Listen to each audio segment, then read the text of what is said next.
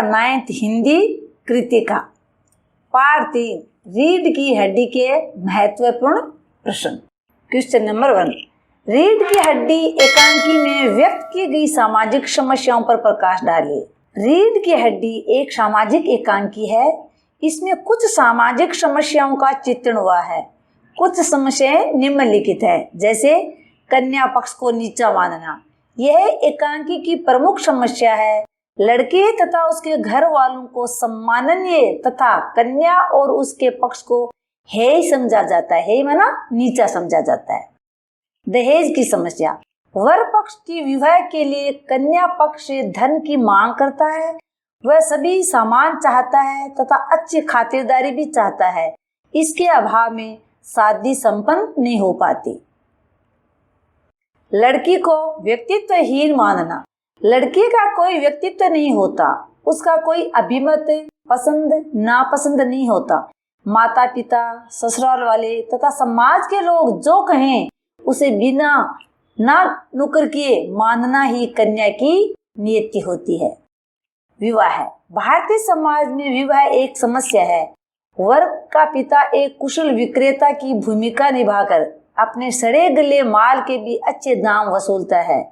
विवाह के समय कन्या का रूप, उसका सद्व्यवहार, मृदु भाषण, सहनशीलता, शिक्षा आदि देखी जाती हैं।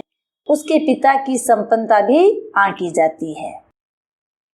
इसमें बताया गया है कि लड़की को महत्व कम दिया जाता है, जबकि लड़के को महत्व बहुत ज्यादा दिया जाता है। लड़का चाहे योग्य हो या नहीं हो, लेकिन उसका पिता तो एक क्रेता की तरह होता है और वो लड़की को उसकी योग्यता, उसका सद्व्यवहार, उसकी विनम्रता, ऐसे सारे सद्गुण देख करके उसको खरीदता है। और उसके पिता की संपन्नता भी देखता है कि पिता ऐसा संपन्न होगा तो मुझे दहेज में बहुत ज्यादा सामान मिलेगा, जबकि बेटे में चाहे कुछ भी योग्यता न हो। तो ये समाज के लिए एक विडंबना है।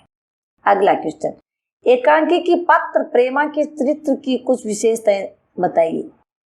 रीढ़ की हड्डी एकांकी के प्रमुख पात्रों में उमा की माता प्रेमा भी है। उसके चरित्र की कुछ विशेषताएं निम्नलिखित है। कुशल पत्नी एवं माता, प्रेमा राम स्वरूप की पत्नी है। वह गृहस्थी में निपुण है तथा प्रत्येक काम में अपने पति का सहयोग करती है। वह स्नेहशील माता है तथा उमा के विवाह के लिए चिंतित है। काम से काम रखने वाली, प्रेमा काम से काम रखती है।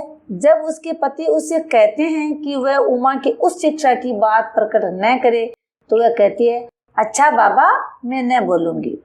अशिक्षित, प्रेमा अशिक्षित है। वह मानती है कि उच्च शिक्षा के कारण लड़की हाथ से निकल जाती है। यानी इसमें बताया गया है कि एक पत्नी है, वो अपने पति का पतिव्रता धर्म कैसे निभाती है। तो इसमें पति जो कहता है वही है, वो प्रेमा सब कुछ कर रही है कि लड़की को ज्यादा नहीं पढ़ाना। वो सोचते कि ज्यादा पढ़ाने से वो हाथ से निकल जाती है, तो लड़की का कम पढ़ा लिखा होना चाहिए। इसका कारण ये है कि इसमें प्रेमा खुद है वो अशिक्षित है। अगला क्वेश्चन, रीढ़ की हड्डी एकांकी के पात्रों का संक्षिप्त परिचय दीजिए। रीढ़ की हड्डी की प्रमुख पात्र उमा है। वह बीए पास योग्य युवती है। राम स्वरूप उसके पिता हैं, जो उदार विचारों के व्यक्ति हैं। प्रेमा उमा की स्नेही माता तथा राम स्वरूप की सुयोग्य पत्नी है। गोपाल प्रसाद एक चालाक वकील है। अपने बेटे शंकर की शादी के लिए उमा को देखने आया है। उसका बेटा शंकर मेडिकल की पढ़ाई कर रहा है, परंतु पिता के समान ही स्त्रियों की उच्च शिक्षा का विरोधी है। रतन राम स्वरूप का घरेलू नौकर है, जो सीधा साधा है। अगला क्वेश्चन, एकांकी के आधार पर प्रेमा का परिचय दीजिए। प्रेमा उमा की माँ है और राम स्वरूप की पत्नी है। वह एक औसत भारतीय महिला है। वह अशिक्षित है, अक्षर ज्ञान है तथा एक पुस्तक स्त्री सुबोधिनी ही उसने पढ़ी है। स्त्रियों की पढ़ाई लिखाई के पक्ष में वह नहीं है। उमा को भी वह एंट्रेंस तक की पढ़ाना चाहती है। इसके साथ ही वह कुशल गृहिणी है। मेहमानों की व्यवस्था वह बड़े ही अच्छे ढंग से कराती है। राम स्वरूप हड़बड़ाते हैं तो प्रेमा उनको भी संभालती है।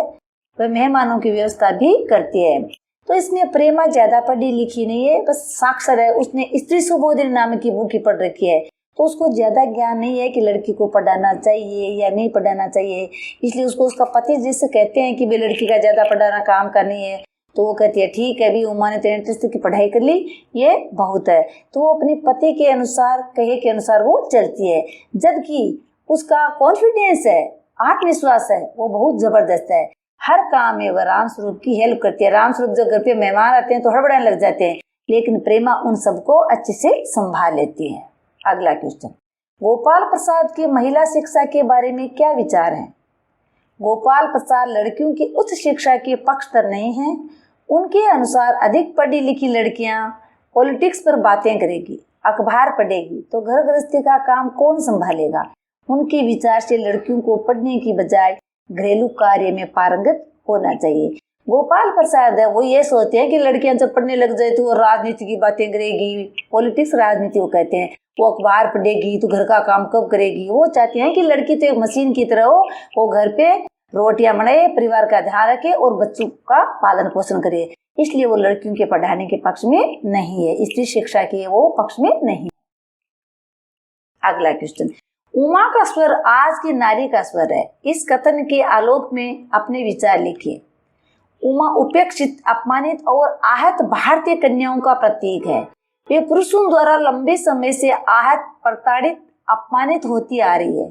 आज वह पढ़ लिख कर जागरूक होकर अपना स्वत्व मांगती है। नहीं मिलने पर उसका स्वर आक्रामक हो जाता है। अतः निश्चित ही उमा का स्वर आज की जागरूक सुशिक्षित नारी का स्वर है, उसकी पीड़ा है। अगला क्वेश्चन, राम स्वरूप प्रेमा को ग्रामोफोन क्यों कहते हैं? राम स्वरूप प्रेमा को ईश्वर का बनाया हुआ ग्रामोफोन कहते हैं। मनुष्य का बनाया ग्रामोफोन रुक सकता, परंतु ईश्वर का बनाया ग्रामोफोन शुरू होने पर रुकता नहीं। अर्थात प्रेमा बहुत वाचाल है तथा जब बोलती है तो ये नहीं सोचती कि कितना बोले और कितना न बोले। वह रुकना नहीं जानती, लगातार बोलती ही जाती है। इसमें जो प्रेमा है लगातार बोलती जाती है, इसलिए राम स्वरूप ने इसको ग्रामोफोन कह दिया, क्योंकि ये तो मशीन से चलता है, जब चालू करते हैं तब चालू होता है, बंद करने पे बंद हो जाता है।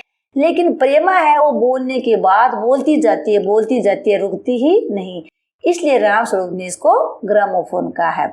वाचाल का तो होता है बहुत ज्यादा बोलना। अगला क्वेश्चन, बाप से तो लड़का श्वास है। राम स्वरूप का यह कथन किसके प्रति है तथा इसका क्या आशय है? राम स्वरूप का यह कथन शंकर के प्रति है। राम स्वरूप के इस कथन का आशय यह है कि पिछड़े विचारों के मामले में शंकर अपने पिता से भी आगे है। पिता नारी शिक्षा तथा उसके मौलिक विचारों का विरोधी है। पिता से एक कदम आगे बढ़कर शंकर कम पढ़ी लिखी लड़की से शादी को उपयुक्त मानता है। वह कहता है कोई नौकरी तो करानी नहीं है। यानी इसमें बताया कि बाप से तो लड़का सवा शेर, यानी बाप भी अनपढ़ बहू चाहता है, यानी थोड़ी बहुत ही पढ़ी लिखी हो, जबकि बेटा जो एमबीबीएस कर रहा है वो भी कहता है कि मुझे तो बिना पढ़ी लिखी ये लड़की ही चाहिए, मुझे कोई नौकरी तो करानी नहीं। इसलिए कहा है कि बाप से तो लड़का सवा शेर, यानी बाप से ही एडवांस है इसमें बेटा। अगला क्वेश्चन, प्रेमा अपनी बेटी उमा को एंट्रेंस तक पढ़ाना क्यों चाहती? प्रेमा अपनी बेटी उमा को उच्च शिक्षा दिलाने की विरोधी है। उच्च शिक्षित लड़की स्वयं सोचने, समझने और निर्णय करने की क्षमता पा लेती है। वह माता पिता तथा बड़ों के हाथ में नहीं रहती। वह उनकी हर आज्ञा को बिना विचारे नहीं मानती। उच्च शिक्षित लड़की के विवाह में भी बाधाएं आती है। लड़के वाले उच्च शिक्षित लड़की में अच्छी पत्नी होने का गुण नहीं देखते। यानी इसमें प्रेमा अपनी बेटी को एंट्रेंस तक पढ़ाना चाहती है कि उसके मन में ये है कि ये ज्यादा पढ़ लेगी तो ये अपना निर्णय स्वयं लेगी, हमारी सही बात नहीं मानेगी, तो वो इसकी विरोधी है। और उस शिक्षित लड़की होती है तो विवाह में भी उसकी कुछ बाधाएं आती। क्यों? कि वो कोई भी जब निर्णय लेगी तो सोच समझ के लेगी कि लड़का की उसके अनुसार योग्य होना चाहिए और उसकी बातों को मानने वाला होना चाहिए, उसका सम्मान करने वाला होना चाहिए। तो प्रेमा कहती है कि अपनी बेटी को सिर्फ एंट्रेंस तक पढ़ाना है, आगे नहीं पढ़ाएगी। अगला क्वेश्चन, अच्छा तो साहब बिजनेस की बातचीत हो जाए, ये कथन किसका है? इससे उसके चरित्र की किस विशेषता का पता चलता है? उक्त कथन शंकर के पिता गोपाल प्रसाद का है। वह बेटे के विवाह के लिए राम स्वरूप की बेटी उमा का संबंध तय करने आए हैं। औपचारिक बातचीत करने के बाद गोपाल प्रसाद ने ये बात कही। इस कथन में विवाह जैसे पवित्र अनुष्ठान को एक बिजनेस मानने की उनके स्वभाव की नीच मनोवृत्ति का पता चलता है। शादी विवाह को व्यापार मानना पाप वृत्ति है। यानी जब राम स्वरूप और गोपाल प्रसाद ये रिश्ता तय कर लेते हैं, गोपाल प्रसाद कहता हाँ जी मेरा लड़का है और राम स्वरूप जी आपकी लड़की है, तो अपना रिश्ता पक्का है। फिर गोपाल प्रसाद जी कहते हैं अच्छा चलो तो बिजनेस की बात हो जाए। बिजनेस यहाँ कोई व्यापार नहीं, यहाँ बिजनेस की बात है कि जब आप लड़की की शादी करोगे तो कितना दहेज दोगे, जबकि ऐसी बातें नहीं करनी चाहिए। लड़की को एक व्यापार की तरह, शादी विवाह को व्यापार की तरह मानना एक पाप वृत्ति है।